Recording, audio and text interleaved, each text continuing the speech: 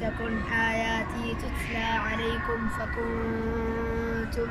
بها تكذبون قالوا ربنا غلبت علينا شقوتنا وكنا قوما ضالين ربنا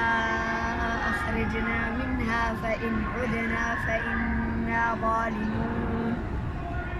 قال اخسئوا فيها ولا تكلمون إنه كان فريق من عبادي يقولون ربنا آمنا فاغفر لنا وارحمنا وأنت خير الراحمين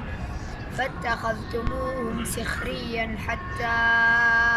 أنسوكم ذكري وكنتم